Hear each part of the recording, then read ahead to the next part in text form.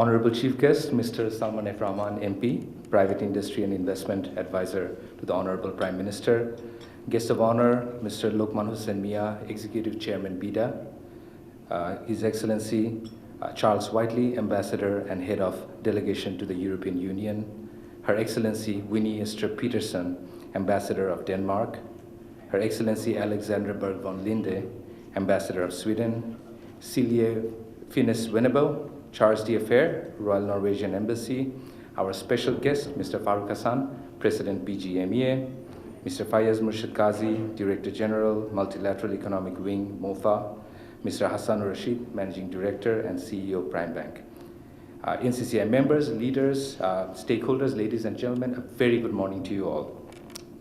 I would like to start by thanking all of you for taking time out of your busy schedule for today's event titled Promoting Circularity for a Sustainable RMG Sector, hosted by the Nordic Chamber of Commerce and Industries in collaboration with the 3 Nordic embassies, Embassy of Norway, Sweden, Denmark, and also the delegation to the European Union, along with GIZ as our strategic partner. We are indebted to our other partners who have graciously sponsored today's event. Today's event has been powered by Prime Bank Limited. Our gold sponsor is Cyclo Recycle Fibers, and silver sponsors are DSV and Northern Toshrifa Group. Lastly, Sustainable Fashion Platform. Before I start speaking about today's topic, I would like to briefly talk about Nordic Chamber. Mashur has explained most of it. Just want to say that Nordic Chamber has started its journey in 2010. The goal of this chamber is to have a unified voice for the Nordic companies who are working in Bangladesh, and also serve as a platform for policy advocacy in various levels, and also to promote trade. Since then, the chamber has been growing and working graciously for the causes that we have mandated for. And with the support of our members and the business community, we hope to work more in this community. Bangladesh's economy is booming. Even during the pandemic, the country registered a positive growth and outperformed its peers. The growth rate has been phenomenal. The government is aligning its policies to achieve the SDGs. The country will graduate from the LDC at the end of 2026. It is also the 2nd largest supplier of RMG in the world. Bangladesh is the fastest growing economy in the Asia-Pacific region, while attracting the 2nd highest FDI inflow in the South Asian region.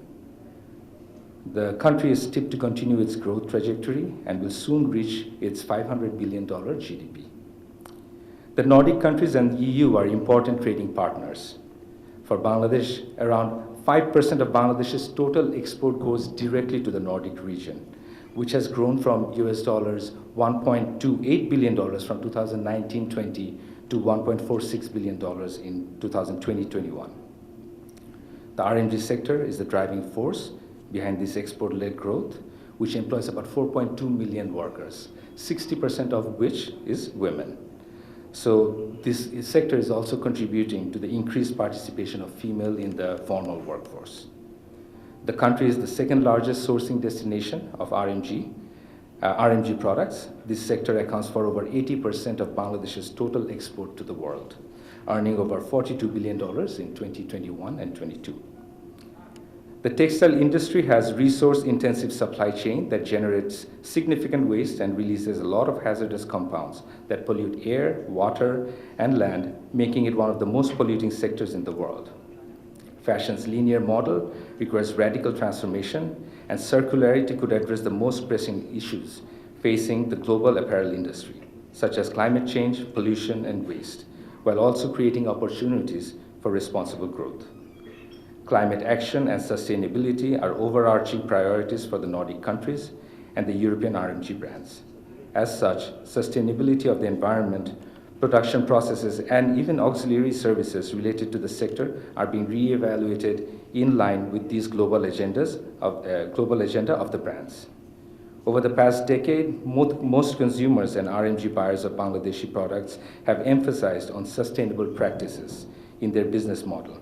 The Nordic brands, true to their Nordic values, have adopted sustainability agendas and are working with all the stakeholders across market to align their vision to reduce carbon footprint and source more responsibly. Thus, this industry needs to move towards a circular economy, and it's easiest in order to keep up with the current trend, a current trend of growth trajectory in the future. As Bangladesh is expected to continue relying heavily on garment and textile industries to keep its economy humming, international buyers and EU regulatory changes are increasingly selecting suppliers based on their environmental credentials. And Bangladesh must respond to this changing demand proactively in order to remain competitive. Hence, the only way for Bangladesh to stay focused and aligned in the face of tough competition is by switching to a more circular RMG sector. I am sure that we'll get to learn a lot more about circularity and sustainability in today's event. I will have the honor to moderate the ambassadorial roundtable discussions where we will have a better understanding of the policy changes, policy priorities of the Nordic countries and the Europe. And along with that, we'll be gaining insight on how Bangladesh can prepare itself for the future. I really believe that this event can unleash a wave of greater consumer knowledge, powerful advocacy, and overall acknowledgement the fashion industry can no longer be operated in linear fashion approach. That being said, I would just like to add that as we were coming inside, there's a banner that's hosted outside. The banner has been printed on recycled fabric sourced from garment waste. I just want to say that NCCI is very committed to promoting circularity, and this is just one of our examples that we have. I will not take any more time of yours, and I look forward to an erudite discussion. Thank you so much.